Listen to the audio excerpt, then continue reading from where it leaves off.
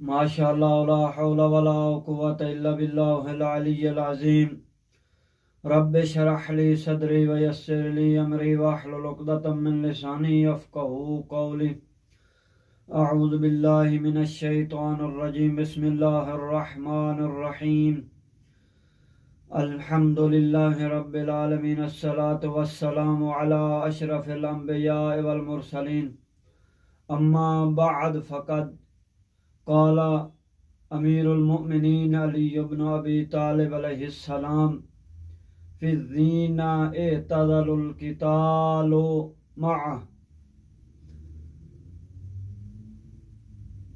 انشاءاللہ مومنین کرام آپ خیریت سے ہوں گے، اور دعا ہے کہ خالق کائنات آج گزری ہوئی رات کے صدقے اور آج کے دن امام زمان علیہ السلام کی ولادت با سعادت کے صدقے ہر مومن اور مومنہ کو صاحب اولاد فرمائے، اور جو مومنین و مومنات ہر حج کے لیے زیارات کے لیے آرزو رکھتے ہیں، ان کی آرزو کو آج کے دن کے صدقے پوریاں فرمائے۔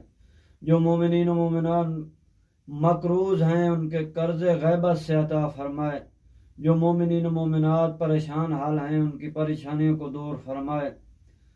تو آئیں میرے محترم سامعین، اپنی دعاؤں کو امام سجاد علیہ السلام کے صحیفہ سجادیہ کے ذریعے قبول کروائیں۔ آئیں قرآن مجید کو پڑھیں، قرآن مجید کو سمجھیں، اور آئیں ناج البلاغہ کو پڑھیں اور سمجھیں۔ یعنی یہ کیسا انسان ہے جو اہل بیت کے ساتھ محبت بھی رکھتا ہو، پھر قرآن اور صحیفہ سجادیہ اور ناج البلاغہ مفاتی سے دور ہو۔ یہ ہو بھی نہیں سکتا۔ مومن تو وہی ہوتا ہے جو نیک کام کرتا ہے، نیک کاموں کی طرف رغبت دلاتا ہے۔ تو پہلے میں اپنے آپ کو کہوں گا، پھر آپ لوگوں کی خدمت میں۔ تو امام علیہ السلام نے ناج البلاغہ کے کلمات قصار میں اپنے کلام کو کس طرح بیان کریں، یعنی اس میں بھی یہ مولا کی حکمت ہے جو مولا نے یہ کلمات قصار کو بیان کیا ہے۔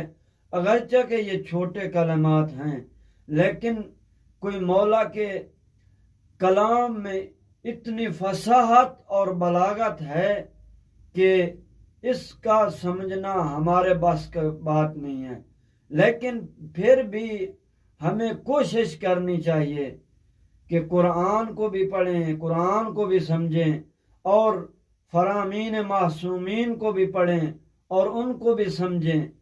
یعنی دیکھیں، اگر آپ نے صحیفہ سجادیہ کو نہیں پڑھیں گے تو آپ کو دعا مانگنے کا طریقہ کیسے آئے گا؟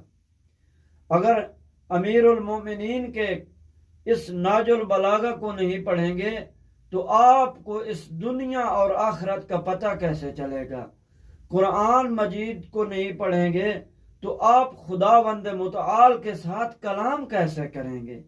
یعنی یہ وہ اور مفاتی، یہ امام، یہ ہمیں زندگی اہل بیت کے بارے میں بتاتے ہیں، اور یہ چیزیں ہیں جو ہمیں دنیا میں بھی کامیاب کریں گے اور آخرت میں بھی کامیاب کریں گے۔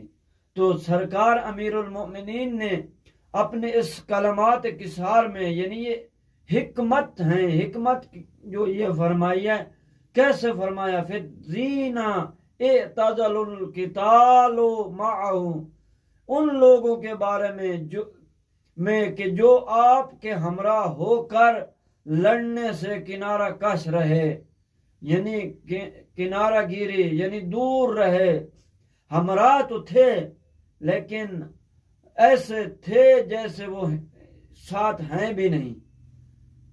آگے فرمایا خذل الحق ولم ينصر الباطل، یعنی ان لوگوں نے حق کو چھوڑ دیا اور باطل کی بھی نصرت نہیں کی۔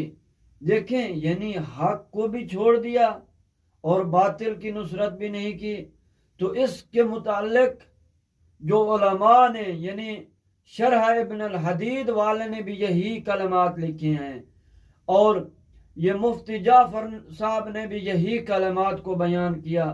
فرمایا کہ یہ ارشاد ان لوگوں کے متعلق ہے کہ جو اپنے کو غیر جانبدار ظاہر کرتے تھے، غیر ذمہ دار سمجھتے تھے، جیسے عبداللہ ابن عمر، یعنی ان اشخاص اور ان انسانوں میں سے وہ انسان ہیں جو کیا حق کو چھوڑ کر باطل کی نصرت بھی نہیں کی اور ہمراہ بھی تھے امیر المؤمنین کے، لیکن لڑنے سے انہوں نے انکار کر دیا.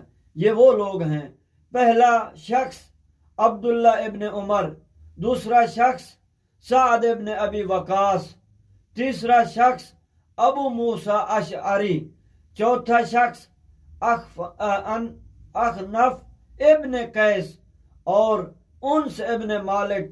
یہ وہ لوگ ہیں جو امیر المومنین کہتے ہیں بے شک ان لوگوں نے کھل کر باطل کی حمایت نہیں کی، مگر حق کی نصرت سے ہاتھ اٹھا لینا بھی ایک طرح سے باطل کو تقویت پہنچانا ہے، یعنی باطل کو قوی کرنا ہے.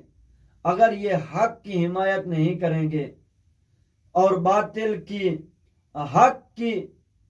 حق کو چھوڑیں گے، حق کی حمایت نہیں کریں گے اور باطل کی حمایت بھی نہیں کریں گے، تو معلوم ہوا کہ یہ اگر انہوں نے حق کو چھوڑا اور باطل کی نصرت بھی نہیں کی تو معلوم یہ ہوا کہ یہ باطل کو محکم کرنا چاہتے ہیں، باطل کو پروان چڑھانا چاہتے ہیں. تو میرے محترم، اس لیے ان کا شمار مخالفین حق کے گروہ ہی میں سے ہو گیا. دیکھیں یہ امیر المومنین کے اس کلمات کسار میں کتنی حکمت بھری ہے، حکمت ہے.